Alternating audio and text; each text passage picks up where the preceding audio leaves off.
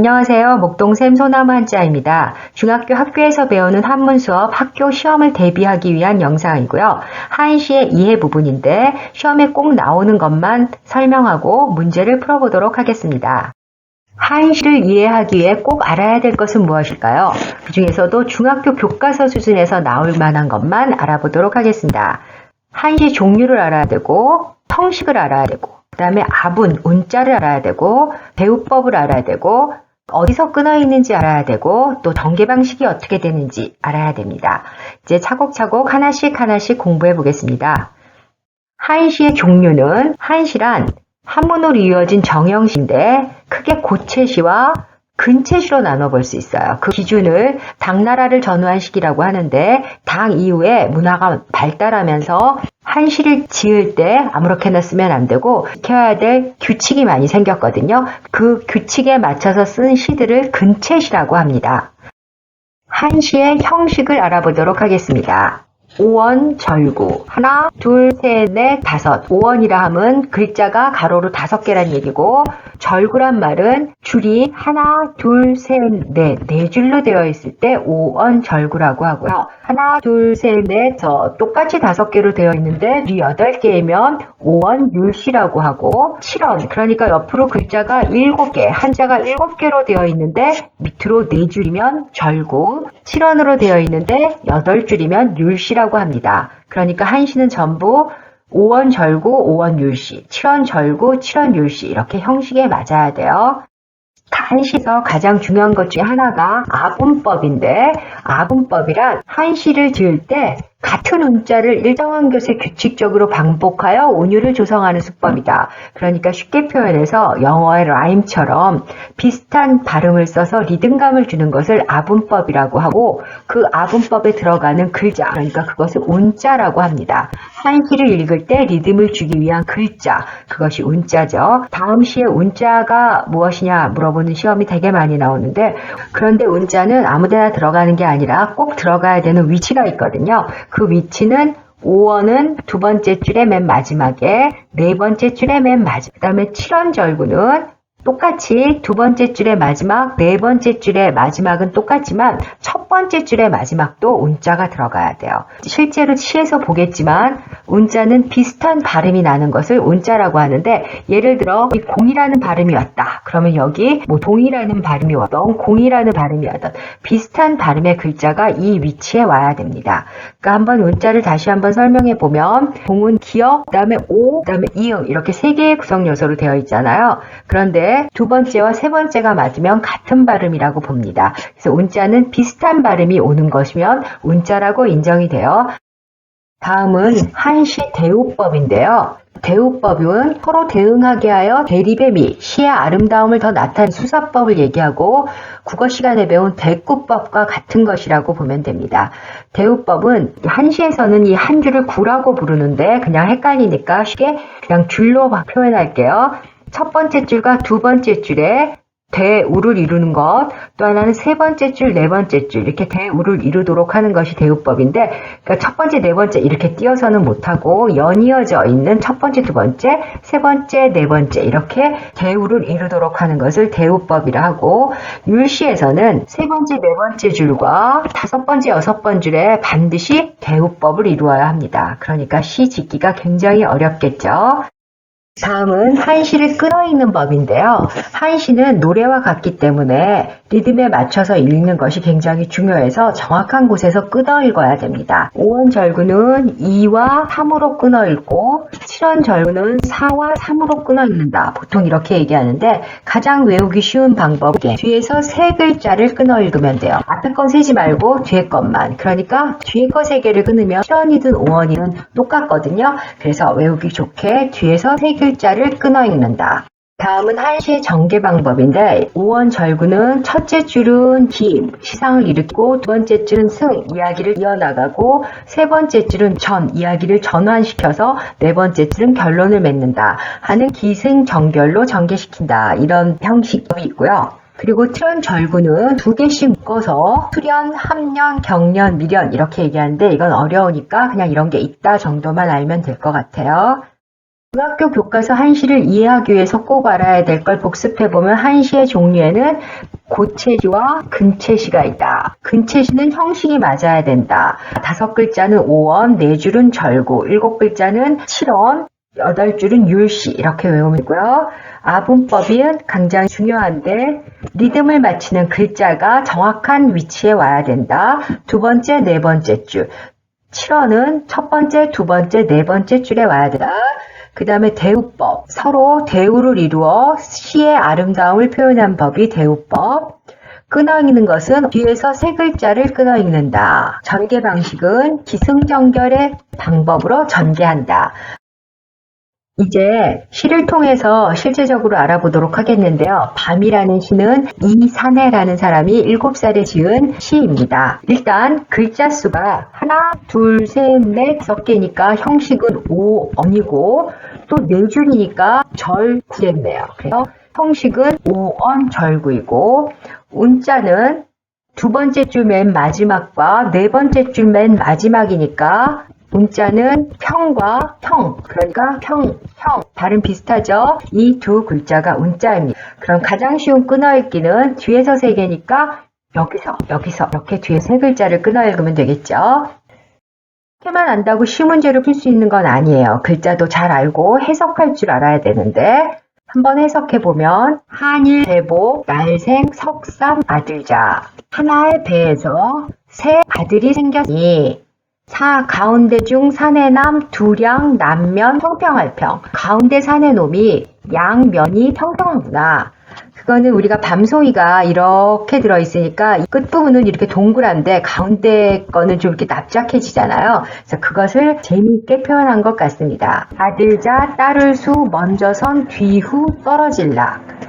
하나를 따라서 앞서서 뒤서서 떨어지니 어려울란 아우제 또여 어려울란 형역 동생이라 하기도 어렵고 또 형이다 하기도 어렵다. 여기서 난형 난제라는 시가 나왔죠.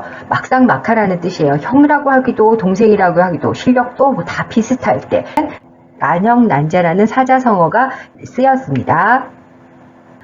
다시 한 번만 반복해보면 일복생삼자 하나의 배에서 세 아들이 나왔으니 중남 양면평 가운데 놈의 양면이 평평하구나.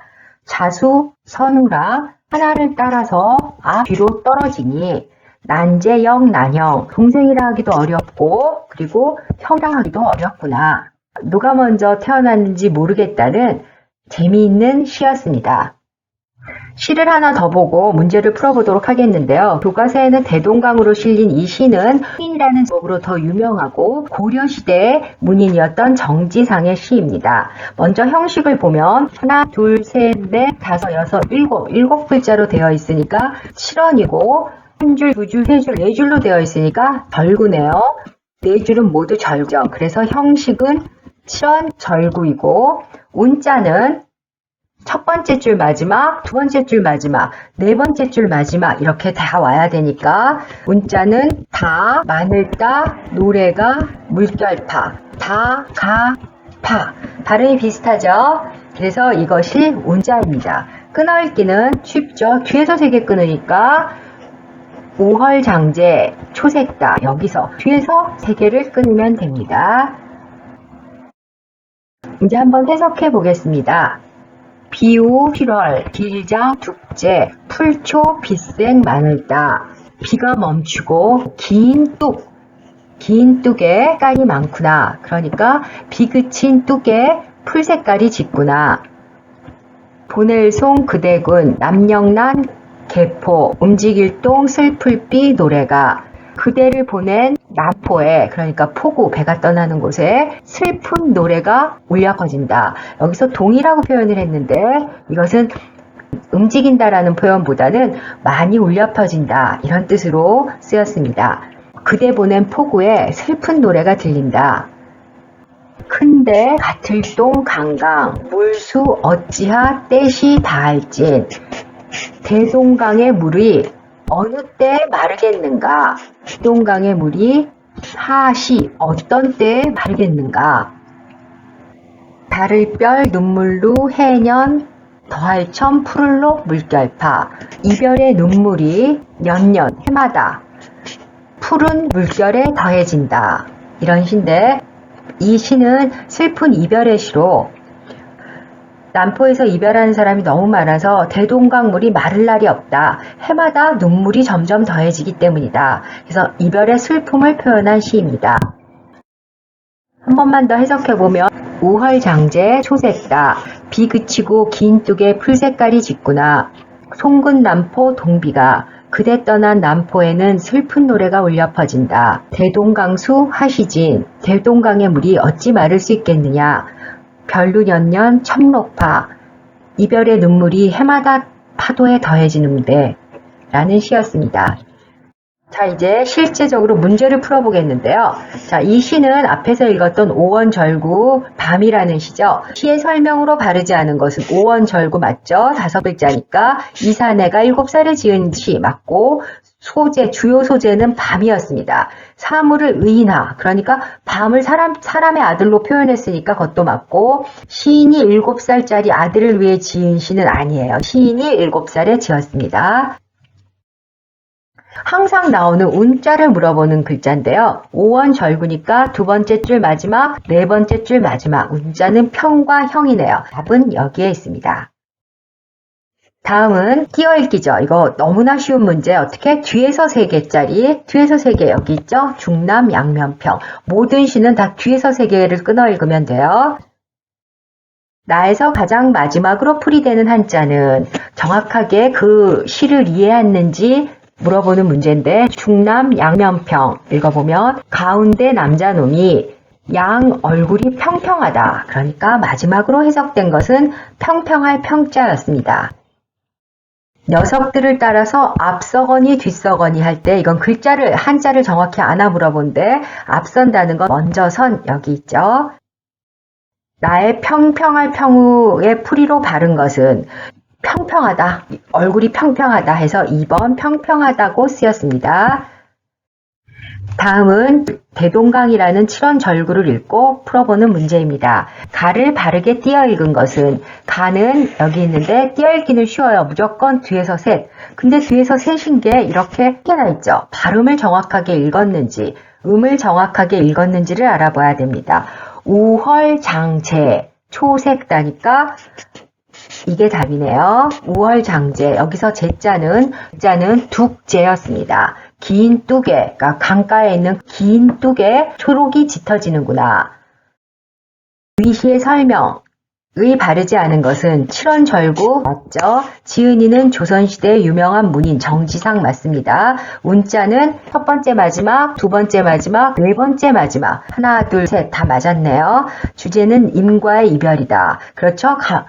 이별하면서 흘린 눈물에 대동강이 마를 날이 없다 하는 이별시였고요. 이게 틀렸네요. 중국이 아니죠. 대동강은 우리나라에 있죠.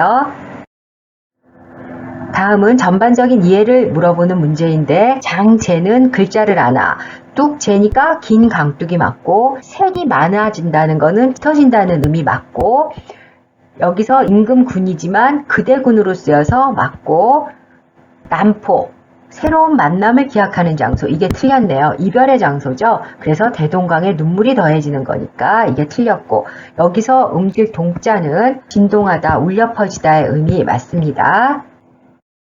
비읍의 풀이로 맞는 것은, 비읍은 하시진인데 대동강물에 어느 때 마르겠느냐. 그렇죠? 그래서 어느 때니까 언제의 답이네요. 나에서 가장 마지막에 풀이되는 한자는 별류년년 첨록파. 이별의 눈물이 년년 해마다 푸른 물결에 더해진다. 눈물이 물결에 더해진다니까 동사 더할 첨자 4번이 답이네요. 처음 배우는 형식이라 형식도 외우기 어렵고 또 글자도 많아져서 이해하기 어려웠을 텐데, 그래도 학교에 나오는 범위 안에 있는 한시는 공부해서 꼭 100점 맞았으면 좋겠습니다. 감사합니다.